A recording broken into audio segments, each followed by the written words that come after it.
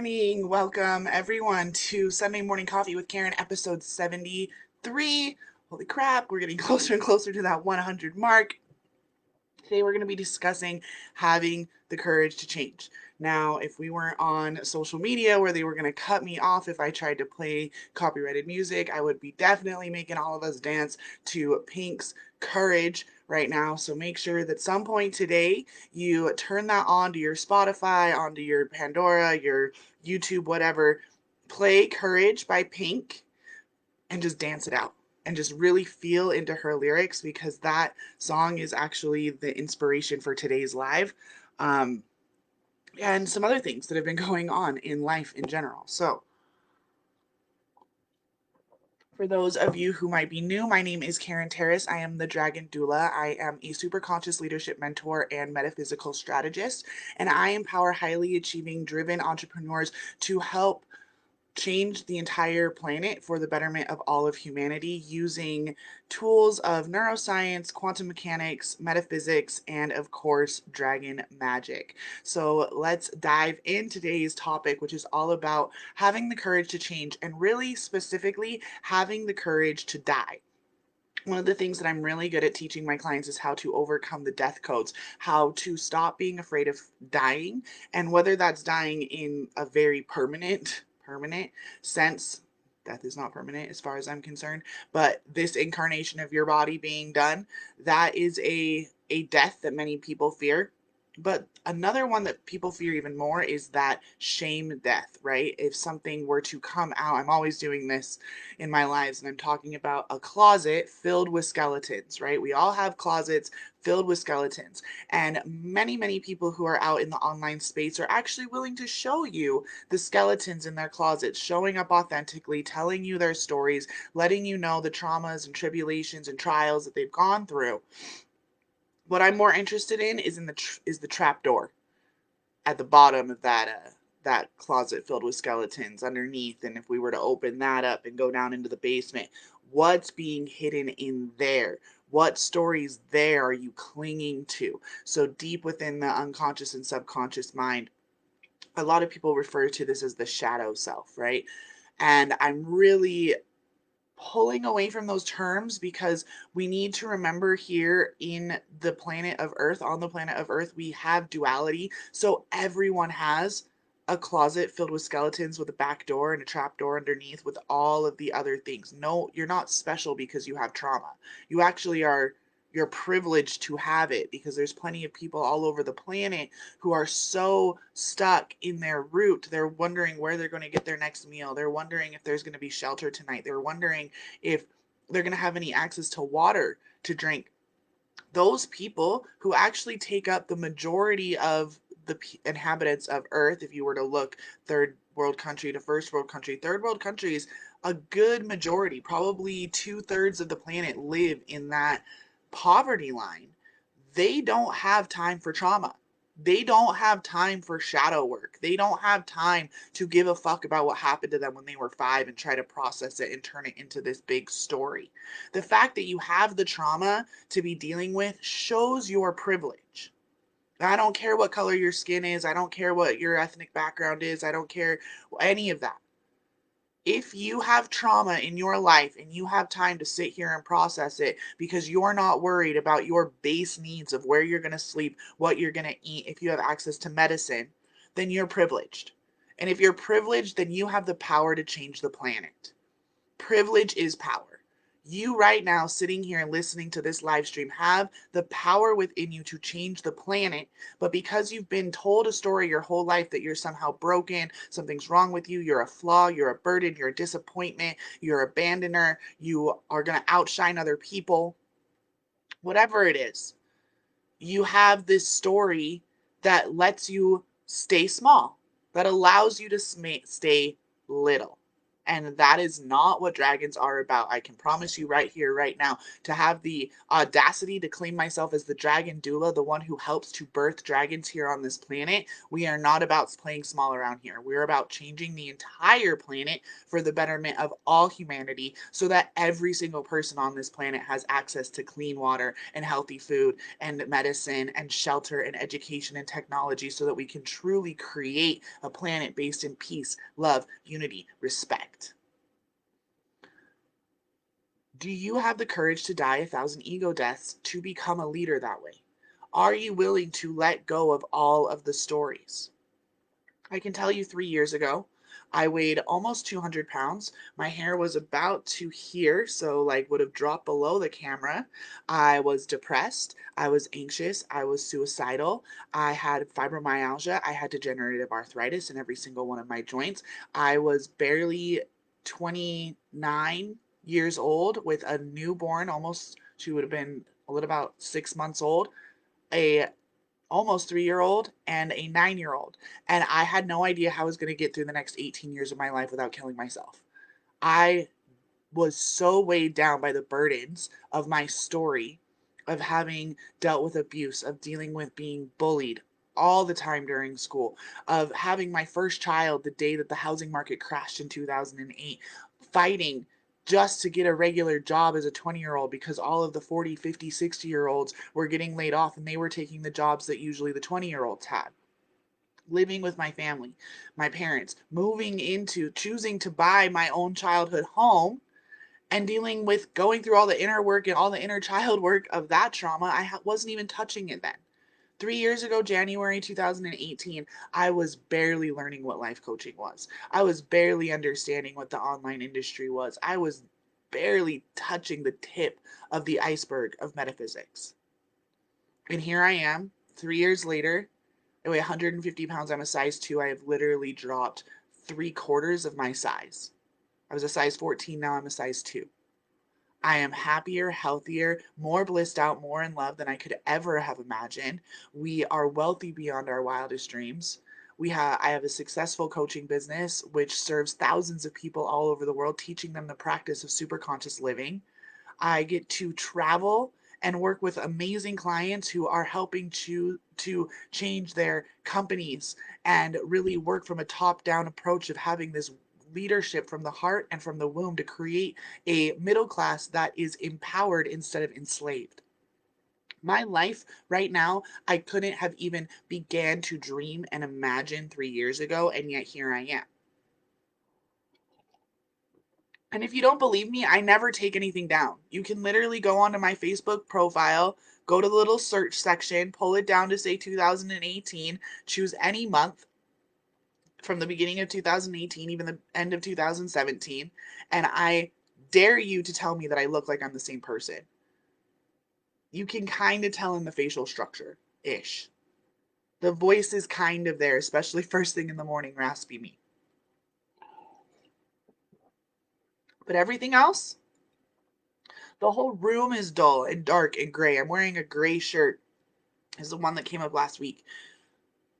I've sat here all week thinking about that version of me and really truly having gratitude for the fact that I was willing and am willing every day to wake up a new, better version of me.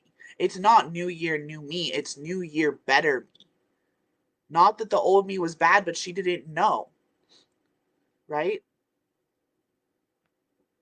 Hi, Danielle. Welcome, welcome. Yes, new year. Yay, I love new faces. To to really tap into the immortal abilities, right? To be immortal, to have the ability to stay alive forever while never really changing your physical form. It's because you have to detach from your old stories, your old ego, so that you can be reborn again, reborn again. Now, the biggest difference between dragon energy and phoenix energy is this: a phoenix rises to the top, burns out, and when it comes back, has to start all the way at the bottom of the life cycle again as a chick, right? So, literally loses everything in the process. You need to learn to be able to do that as, as a process, being able to go through that phoenix energy, to be able to die and be reborn, to start from square one over and over and over again without being attached to all of the work you had done before, to all of the effort. It's okay to be pissed off. I get pissed off when projects don't work out, but I'm not attached to them. I use the energy of being mad about the project not working out, and I put that same energy into something new because I have a big end goal. So, for those of you who haven't been around, we've been talking a lot about having a really big, impossible dream. So, an impossible dream that just seems absolutely out of this world insane. And for me, as a suburban housewife with only a bachelor's degree in political science, that would be me becoming president of the United States by 2032, which is my goal. And I have all sorts of other aspirations. I want to become a Grammy Award winner, singer, and songwriter. I want to be able to travel the world and have amazing healing based concerts that are they're like EDM raves, but without that. You don't need pill ecstasy. We're going to give it to you from the higher heart chakra with these amazing super conscious artists that are already all over Spotify, but really gathering them together into this amazing process and this amazing project where we're traveling. I want to be able to write books for children so that they no longer have to deal with going through their 20s and having to go through therapy because they weren't taught the tools of how to connect to their angels, their guides, their divine purpose. I have so many big vision dreams that many people would say, just pick one, just pick one. I don't know how to do that. I know what my end goal is. I know that my end goal is creating a planet that is completely sovereign unto themselves, where everyone has free will. Good morning, Diane. Where everyone has the ability to choose their lives because their base needs are met. Clean water, healthy food, shelter, medicine from all over the world, whether it be Western medicine or whether it be from the jungles of South America, you should have access to it. No plant should be considered illegal. Anyone who has a drug addiction should be getting help for a healthcare crisis, not being put into prison. Those who are in prison need to be helped being rehabilitated and not be treated like rabid dogs waiting to die. There are so many areas. Women need to be given respect when they're birthing in the hospitals. Every single system that you can think of right now really needs to be taken down and rebuilt again. But not in a phoenix way, not in a take it all the way down, burn it completely to the ground, which is what a lot of people who are talking about the rise of the feminine or new earth, they just want to, they've got that very like Muse Rage Against the Machine feel behind them, right? Just like burn, burn sort of feel. We are going to have to take it down. We're going to have to take it pretty far down. But as dragons, we're going to have the memory. This is the difference. Phoenixes don't tend to remember their previous incarnation. Dragons, we can remember. We can remember previous incarnations. We can remember when we were senators. We can remember when we were already world leaders. We can remember when we were compassionate, caring mothers who were taking the time to homeschool our children because that's what everyone did. There was no such thing as public school.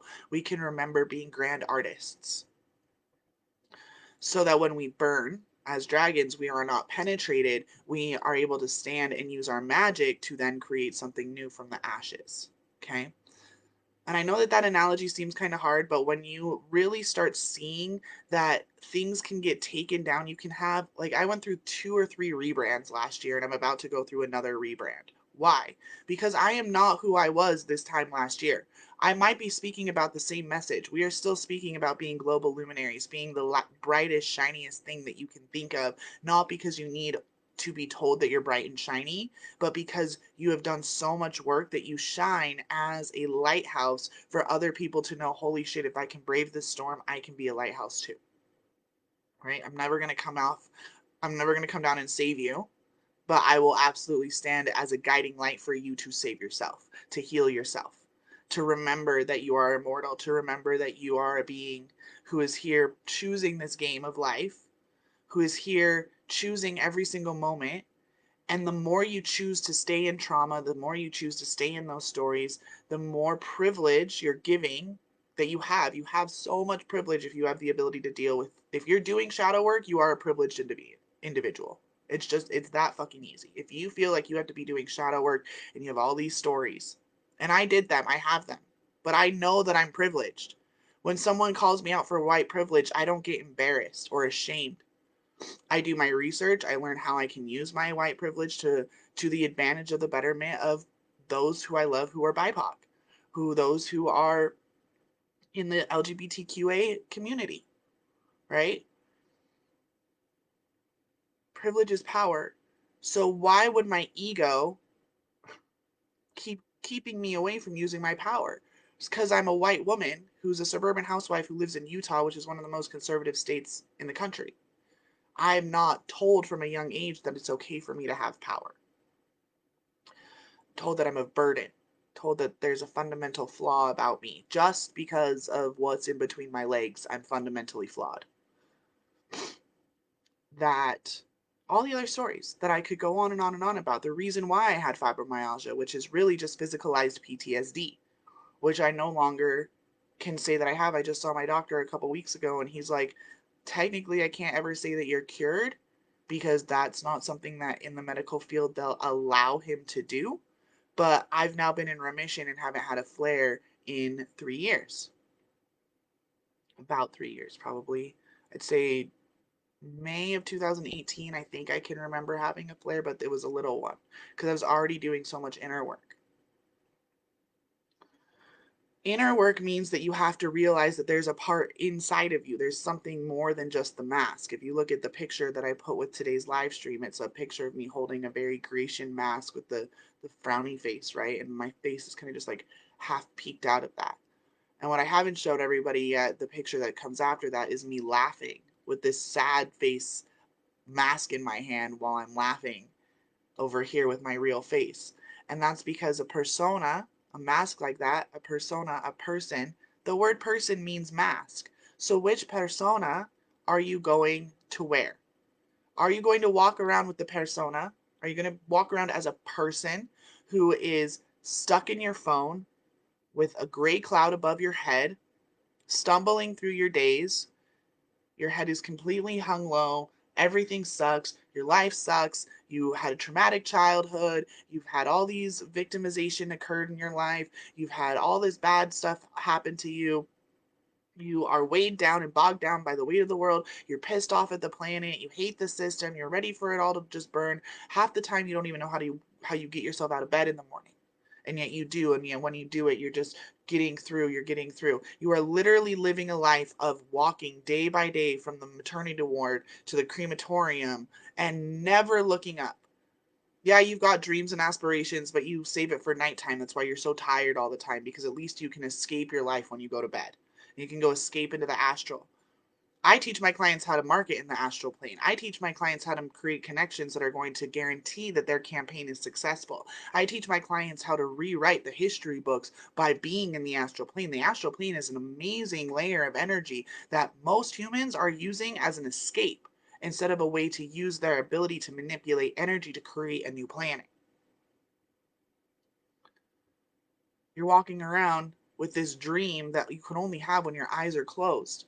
And I'm giving you the ability, when you kill your ego over and over and over and over again, to dream with those eyes wide open, meaning that you can have that dream on your heart and birth it into reality with your conscious choices, because you now know that you're not just some weak, measly mortal waiting to die, but you are a god. You are a dragon. You are infinite, ancient knowledge, and you know exactly how to manipulate the energetic spheres around you to create miracles, to have magic in your life, to close deals that never seemed possible, to win campaigns that you were like, holy shit, I'm the underdog. There's absolutely no way.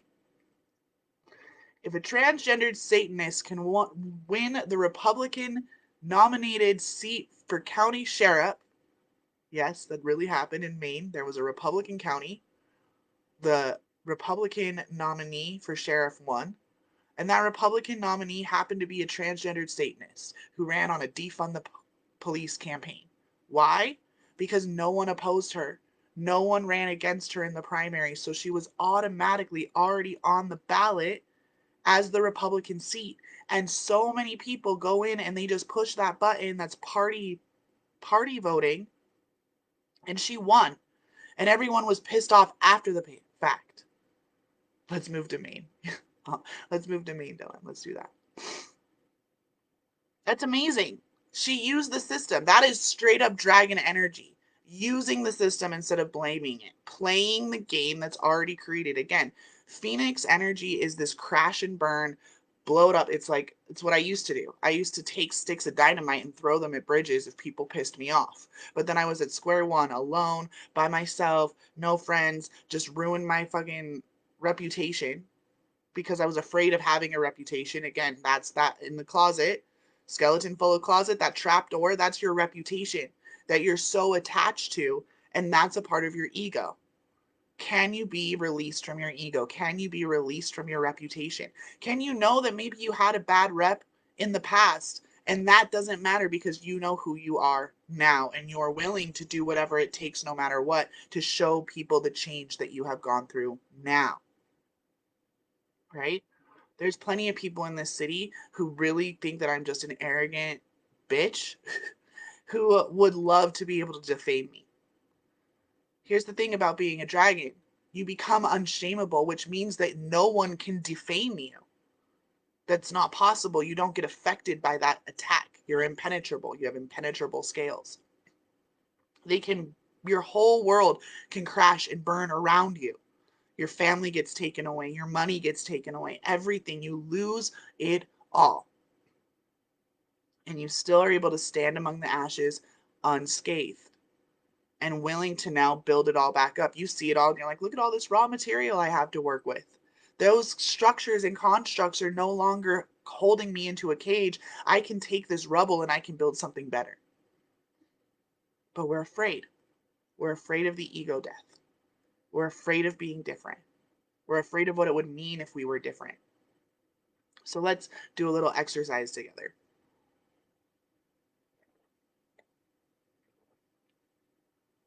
And do a little exercise together. And I want you all, feel free to comment below. I forgot to light our candle, so I'm just going to do that right now. Comment below after we do this exercise. I'd love to know how it worked out for you guys. So I want you all to just take a minute, close your eyes, take a deep breath in.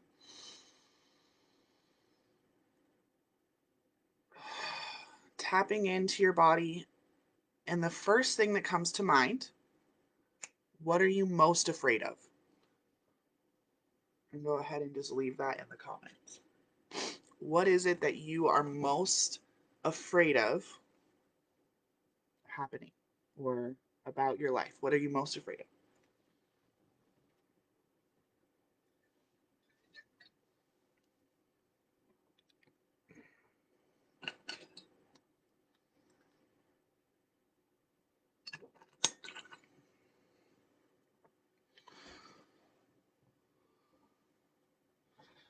Come on, someone wants to comment. I know there's always a delay. Okay, so take what you're most afraid of and now walk yourself through this scenario. This is a game that I call the what if game, and we're going to do it in two ways. We're going to go down and we're going to go up. So the first one is the downward spiral. What is the worst thing that you can imagine happening? The thing that you're most terrified of occurring in your life. Now, this is more than just like, I'm afraid of spiders, I'm afraid of heights, blah, blah, blah. Like, this is something that absolutely terrifies you to think about. Okay? So, the worst thing that I can imagine happening would be my whole family dying in a car accident. Pretty much, yeah, that's it. So, I have 3 children and a husband and a best friend. So, let's say all of them, everyone that I care about, though, somehow my parents are in the car too. Because this is literally the worst thing. This has been my biggest fear my whole life is total abandonment. Somehow every person that I really love and care about is in a 10-passenger van rollover and they all die instantly and I'm completely and totally alone. First of all, I find where that fear exists in my body. And so what I'm feeling is really right here in the, like right here in the bottom of my heart. It's like crunching and squeezing. Okay. Yeah. Precisely. Precisely, Dylan. And everyone's dead. And I can feel it in my heart. And I have to sit there. What would I do? Well, the next thing I'd have to do is plan a funeral service for 6 people. Then what happens? Then I have to go through the process of planning funerals and going to funerals and being the only one at the funerals. And then I come home to a house that's completely empty and I have to start packing away things. When you do this exercise, you should absolutely be feeling emotion about it to know that you're really digging at the actual fear.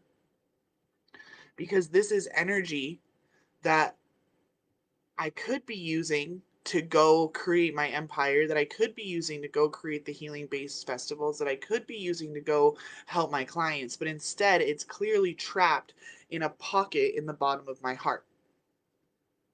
And I'm using a huge one. This is something I do this practice very often. So the fact that I can still pull out fears shows you how deeply fear is ingrained, but you don't have to be afraid. Because when you're working as a metaphysician, you are able to go into different timelines and clean up the energy in that timeline so that that timeline actually never occurs. You take all the energy from that timeline and you're able to push it towards what you want instead, which is what we're going to do when we do the what if game in the opposite direction here in a second. So then what happens? So I'm alone in a house, I'm packing boxes, there's no one to talk to, I have to get rid of all my children's stuffed animals, I have to get rid of all of their clothes. I have to pack up my husband's things. Probably have to move because I wouldn't be able to stay in my house anymore, especially if my parents were gone too. This is the house that I grew up in. Like, I would not be able to be here anymore. And I would probably take a few months off and grieve. Maybe go live with my uncle for a little while.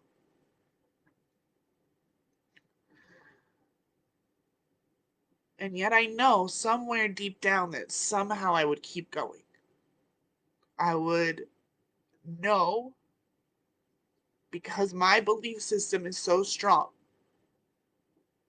in the fact that we all have a choice, in the fact that we all have free will, and that we all have things happen in our lives for a reason.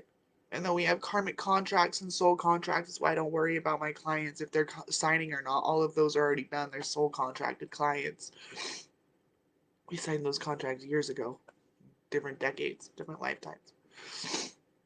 My belief system is so strong in knowing that everything happens for a reason, that knowing that I would have somehow created that scenario of everyone in my family dying and my best friend dying and my kids and my husband.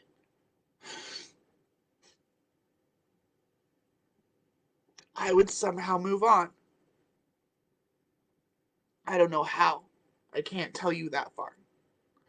But I know, and even just saying that out loud, that spot in my heart right here is softening. It's loosening. I can think about it and be like, okay, they're all in Lucy. Dylan's my best friend, so if you guys are wondering who Lucy is, it's his van. They're all in Lucy. They all die.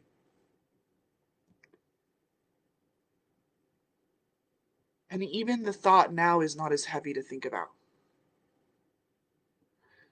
Even now, it's softer to try to go down that scenario. What would happen? Okay, this is what Xena's, um, my daughter's casket would look like. This is what my son's caskets would look like. And I can actually start going down that line, that timeline, even though it's painful, and start pulling the energy out of it so that it's no longer a subconscious thought. It's no longer a scenario that's playing in the background. And I'm using all this mana and all this energy to some background situation that is like the probability of my husband and my best friend and my 3 kids all and my parents all being in a van with no seats simultaneously crashing and dying is such a tiny, itty bitty, minuscule likelihood. And yet, to see how much energy in motion, how much emotion I had tied to that story. So you take yourself down these worst case scenarios, these timelines, these possibilities, and you dig them out as deep as you can, right? This is one I'll probably sit with for a little while because I could go deeper, but I'm trying to just give you an idea, and I do want to do us in the other direction too. You start pulling out this emotion so that you can collapse that timeline. So by the time I'm done working through it all, no, I'm hearing I have to work it out with you guys so you can see what's happening. So you go through it again, right? You sit there and you say, okay, everyone's dead. I have to go plan the funerals. And maybe start thinking about money, right? You start thinking, okay, how would I pay for this? How would I pay? I don't even have life insurance on my kids, maybe, or I do. I don't know anything about that. Already, though, I'm starting to think about it, and I can think about it very logically and what it is that I would do, and I'm not being like racked, right? I can see myself sitting in the church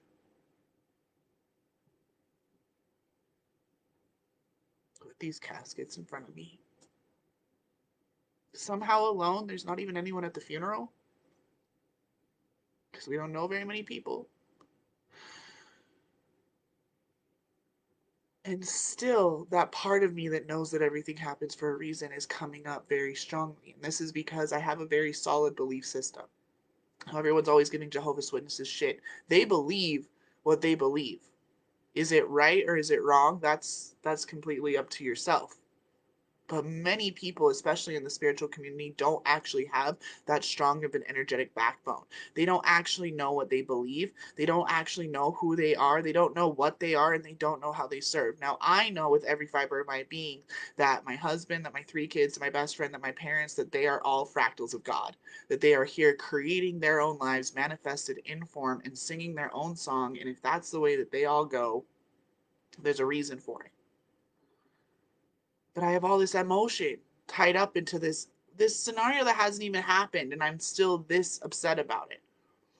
And I've done tons of other practices like this. My big one used to be that I was just kicked out. They weren't even dead, it was that I got kicked out and I'd be under a bridge. What would happen if I lived underneath a bridge? Would I be willing to get up and fight? Most people say no. Most people would say if that happened to me, I would kill myself. There's no way that I would allow if everybody in my family was taken away, hell no, I would just drink a bottle of vodka and a bottle of aspirin and join them.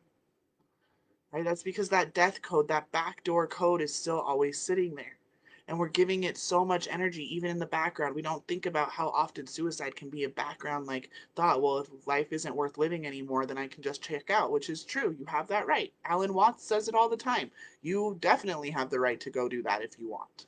That's another choice because we live in a free will society.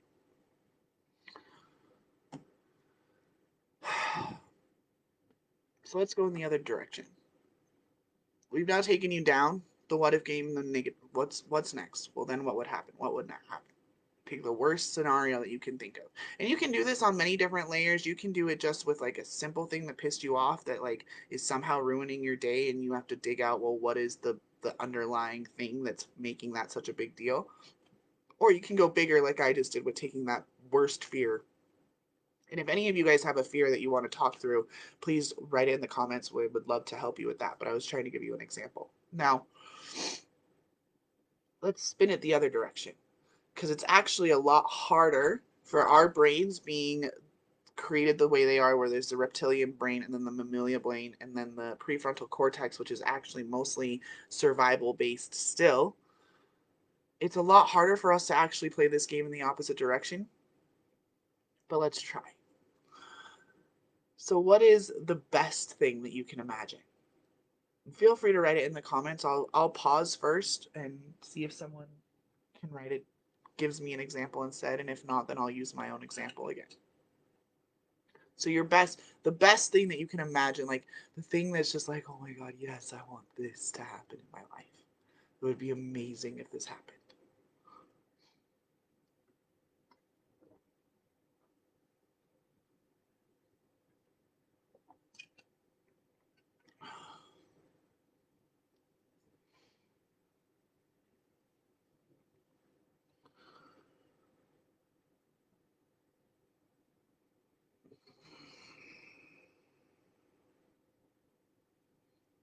Global Healing Base Festival. Perfect. How did I know?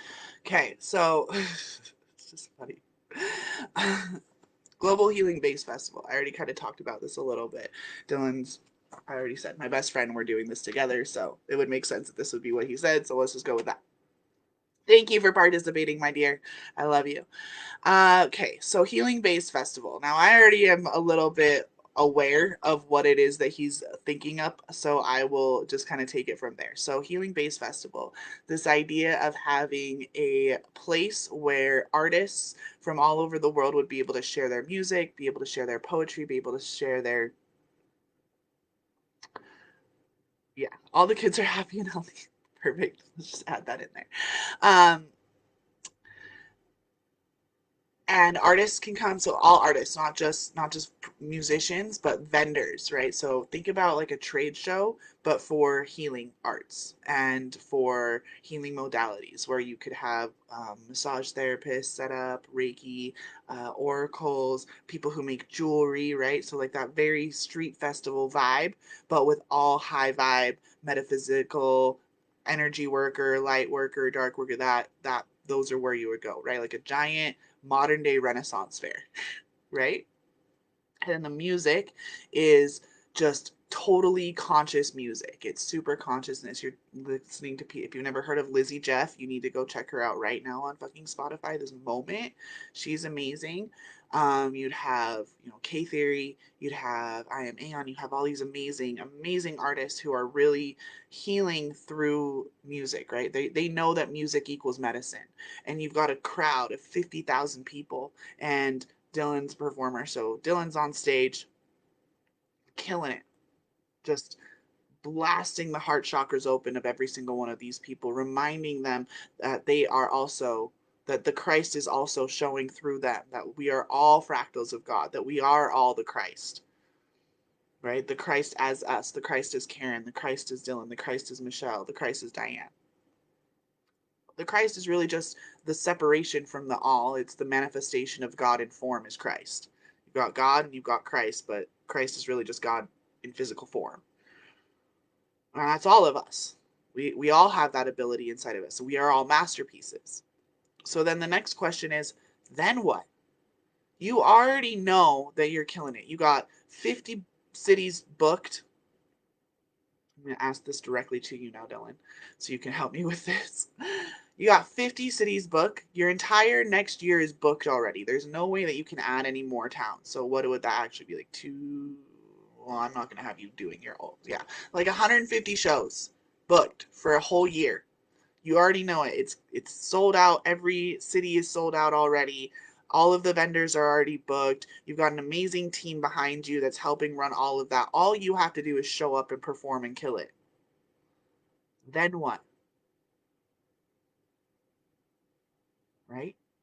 So we did it with the funerals, right? Everyone dies. Then what do I have to do? I got to plan all this stuff. See how easy it was for me to go down. Let's see how easy it is for Dylan to come up. Then what?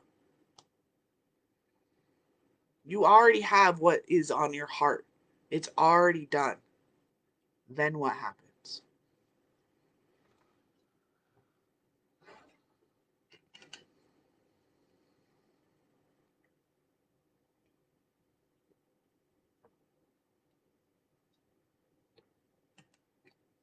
It's going to give him a second to respond. There's like a 30-second delay on Facebook, so.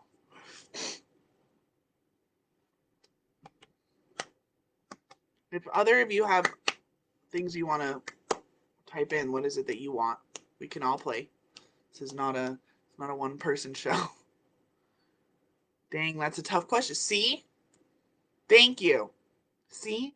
We can take ourselves through worst case scenarios. We have all of this energy in unconscious. Again, what is the likelihood that everyone I love in the city dies in a singular car accident?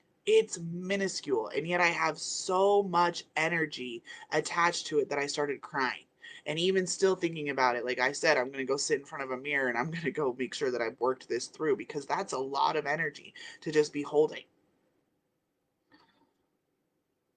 But the energy behind his creation doesn't have that same pull, doesn't have the same drive, because we don't think about it in the positive.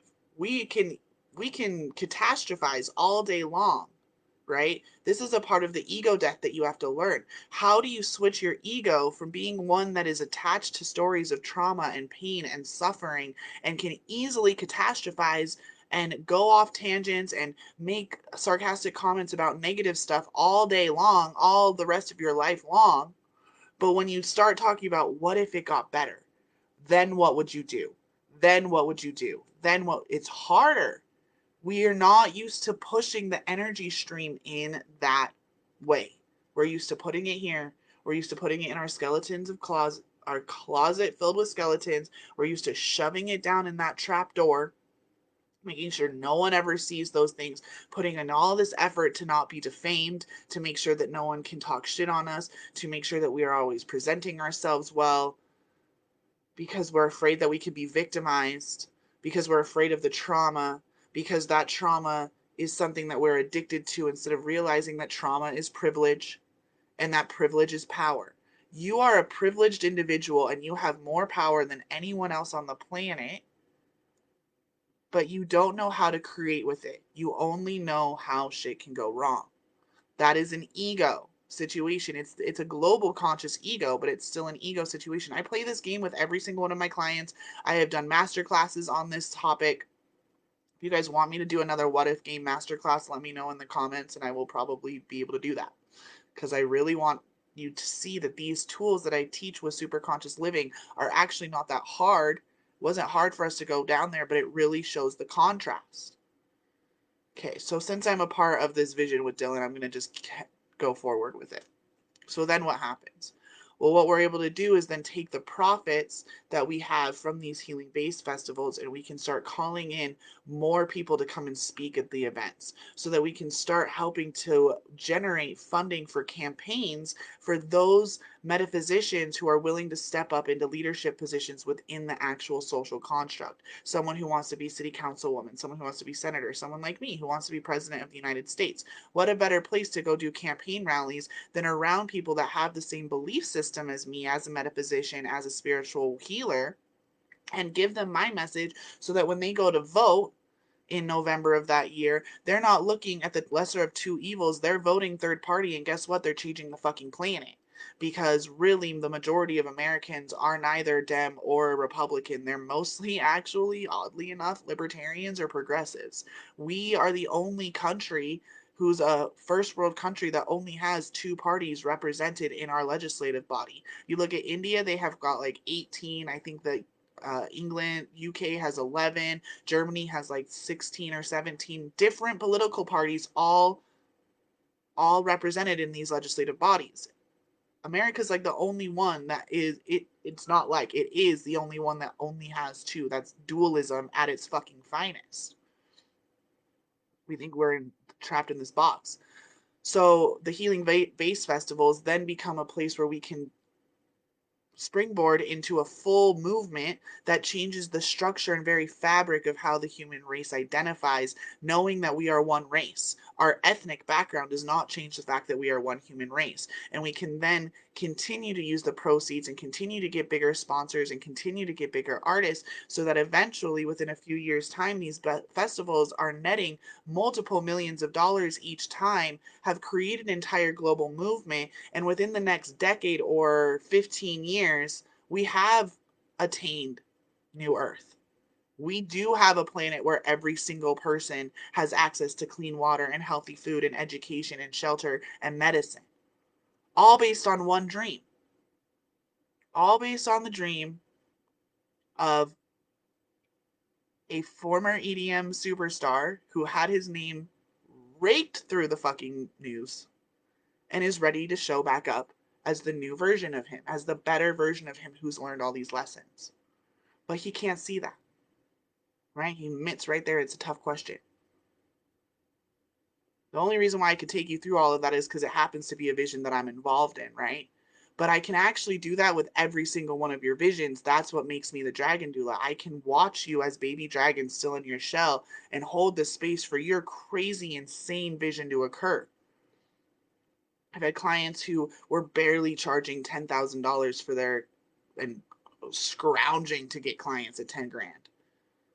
go in 8 weeks to charging multiple people $100,000 for the same package pretty much. So 10xing their income in less than 10 weeks. I watch clients take their entire system that they were working on, scrap it, and be able to turn it into this beautiful artistic expression of who they really are as a badass metaphysician, and not just be prescribing to the skincare industry in the way that it was presenting itself. Yeah, absolutely, Diane. When you realize that your ego is addicted to suffering, when you realize that your ego is addicted, it's not even suffering, it's to keeping you safe. But the way that you know that it's safe is because it's familiar. And us as a human species are familiar with pain and suffering and lack, because that's the way it's been for the last 26,000 years or so. And epigenetically, we're coded back to 14 generations back. So 14 generations ago, that's like the Revolutionary War. And if we think about all the pain and suffering that's occurred in the Revolutionary War, you have that ingrained in your DNA. You're fighting that, right? Then you're fighting all of your own personal traumas and stories from this lifetime. Then you're fighting all the stories and traumas from past lifetimes, because everyone goes down their Akashic records and no one ever remembers any of the good shit that happened in their past lives. They're only interested in the bad things. Oh, I was burned at the stake. Oh, I was poisoned. I was killed by my best friend. My twin flame ripped my head off. Blah, blah, blah, blah, blah, blah, blah, right? Anyone ever notice that your Akashic record person like doesn't ever tell you when you were the Queen of England, or when you were rolling around in riches, or when you were like the best world leader there has ever been? It's because the melodrama, the sad face persona, is one that we can carry more easily. We are easily distracted, subconsciously distracted by these worst case scenarios that we don't even think about. But as soon as we start thinking about, start immediately crying, which means that there's a lot of energy in motion trapped in a thought that hasn't even happened yet. And then there's all the thoughts that have happened. And we get trapped into those, and we get pulled down into trauma, and we get pulled down into all of that, right? When you tap into your ability as dragon to manipulate energy, to be all that you can be, to know who you are as a fractal of God manifest in form, you learn how to spring that energy in the other direction. You can take someone's best case scenario, like this thing would be amazing, and you can help them see what happens even after that. And after that, and you can do that with your own life. It's why I can say I'm going to be a Grammy Award winning singer songwriter. I'm going to be a best selling author. I'm going to be president of the United States. I'm going to be an intergalactic emissary to our intergalactic star family when they show themselves. I'm going to be able to put all of my children into the best schools that they want. I'm going to be able to travel the world doing Healing Base Festival. I'm going to be a world schooling mom. I'm going to be able to charter private jets. I have so many things on all of it, and it doesn't have to be linear. I just know that all that's going to happen because I take the time to go through ego death after ego death after ego death after ego death. I wake up a different person every day because I'm not attached to who I am, because I clearly have an obvious contrast. Yeah, vote Dragon Doula. If you live in Utah, make sure you hit me up so we can talk about campaigning. I hope this was helpful for you guys to see like the contrast of how much energy we put in to our privilege of trauma, our privilege of saying, oh, well, this is who I was. And I would really encourage you to go onto my Facebook page. You can go into the top. I think it works better on a computer, but just let me know. You can click up in the corner and it'll be like a drop down, and you can drop it down to 2018 and just look at some of my lives from then, because that's when I was first starting to go live, and feel the energy difference. Don't just look at how I look differently, but sit there, watch it for a minute. I'm pretty sure I'm trying to sell something. I don't even remember. I was just like in awe of just the energy was so gray and so sad and so depressed. My face, everything is just, who is that? Holy shit, that's me. What? And then having empathy for that. How many traumas was she carrying in her body? How many stories was she attached to? How many dreams did she even really have? Now, I've always had a dream of being able to travel the world and speaking in front of people and telling my story, but I could never really truly see it back then. I kind of, that was like the end game. Me talk about being president of the United States 3 years ago, that never would have happened. That was something that started at the end of 2019. But even that, stark of a difference, that's like a year difference, right? Well, 2018, 2 year difference to where I am now. And all of the stories and all of the things that are in my closet full of skeletons, I open my trap door pretty fucking often. There are plenty of things out there that are going to hit the press. There are plenty of things out there that will make other people question whether or not I'm fit to lead. And I literally just don't give a fuck. Because I've actually gone through all of those scenarios the same way that I just talked you through. What would happen if a naked picture of me got posted on the internet? I would say, yep, that's my body. Let's see, we got, what did I just think about Regis? He hasn't been on the air forever. But some talk show hosts talking mad smack the whole time. Maybe I even come on the Colbert Report. That's even older. The Colbert Show, the late night with Stephen Colbert, and he like has to show it, but it's all blurred out. I would literally look Stephen Colbert in the fucking face, and I would say, I'm naked underneath my clothes right now, are you? Everyone is naked underneath their clothes right now, yes? We have bodies that should be honored, that are masterful pieces of art, that should not be shamed in any way. And I am happy to let you know the name of the photographer that took that picture. Can we move on? And he's dumbfounded. And I like that one. I actually go down that timeline kind of often just because it's funny.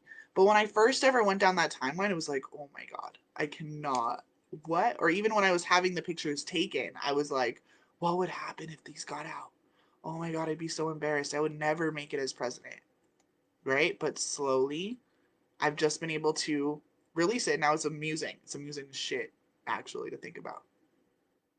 What would happen if it got out that I had an affair? It's the same thing. Yeah, guess what? COVID was hard for everyone. Yeah, twin flame activation occurred, and I met my other half of my soul and literally had no idea how else to deal with it except for to connect in that way. What happens when you meet the love of your life after you've thought you've already met your love of your life? Oh, that was my other life. So, right? The judgment and the shame that can be coming at me would have to be because I didn't believe what it is that I say about that, right? Or because I still believe the old stories that humans are supposed to be monogamous, even though there's literally no proof of that at all. Biologically, actually, we're not because we're meant to procreate, and that's more important.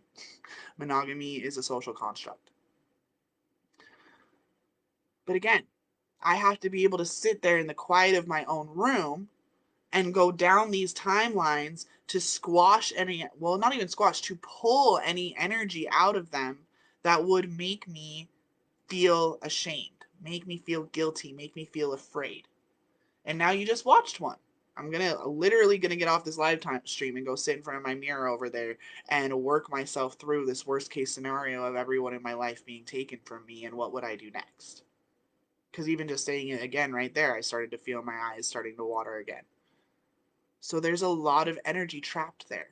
That same energy could be going towards the Healing Base Festivals, could be going towards the book that I'm writing, could be going towards the Dragon Academy that I'm creating, could be going towards the bespoke dragon invocations. Could be going towards so many, could be going towards making dinner or making pottery with my children or anything. There's so many things that I could be creating with this energy that is trapped in a story that hasn't even actually happened, but it's a timeline that could happen. It takes you being able to have the ego death, knowing that you are capable of doing that you're even capable of manipulating energy in that fashion. And then being able to sit with yourself, well, then what would happen next? If I got everything I could ever imagine, and that all happened somehow in the next 3 years, what would I do next?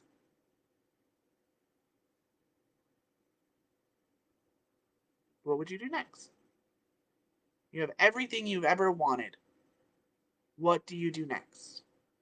Because that will start getting you to take on the persona, to start wearing the mask of that version of you, of the badass billionaire boss bitch who just became president of the United States of America. It's a lot more fun than walking around with the persona of depressed suicidal housewife. I can tell you that. I love you all. Thank you so much. This was some amazing medicine. You're welcome. Yes, thank you everyone. If you are interested, Bespoke Dragon invocations are available. I only have 8 left for the quarter. So these are sessions that I give you. They're 90-minute long sessions. They come with a pre-session protocol. Get really clean where you are right now. Takes a little snapshot in time of where you are with all of your physical symptoms, your emotional symptoms, any of your ascension symptoms that you might be going through, your current relationship with all of the areas of your life, so whole life, kind of like a pie chart thing. Then you have your session, which is a 90-minute session. We do a dragon oracle reading. We do a deep dive into unblocking and unlocking your neurology to start being able to play with this energy more. And then at the end, I do a vocal activation, which is kind of, if you've ever heard of light language, so I sing in what I call dragon tongue. It's a vocal activation to reanimate all 13 of your chakras to the highest 10 out of 10 potential. I then cut just the vocal activation part and I actually send it over to Dylan, who will create an amazing, he synthesizes it, he mixes it together, amazing top 100 EDM artist of all time. Fucking blessed as shit to have him in my life. He actually renders that into a track for you that you then receive within a couple of days. And that track is yours for the rest of your life, personalized, bespoke unto you, for you to listen to. It helps your entire body, every fiber of your being gets into alignment with that reanimation process so that you're tapping into the body feel of being a god, and you can listen to it whenever. And then 2 weeks after that, we have a follow-up and you do a post-session survey, and you can see the stark contrast of where you were 2 weeks before when you did your pre-session, and then you have your post-session. So those are available. They are $747 US, and I only have 8 of them and I'll open them up again in April. So I love you. Please let me know if you're interested in that, because I know that once we sell out, like, we have to space them and everything too, so we have time to mix them. So I love you. Have a beautiful rest of your day. Reach out if you have any questions, comments, concerns. Watch the replay. Oh, so good. Whatever. This is what we've talked about before. You're such a liar. I love you. Have a good day.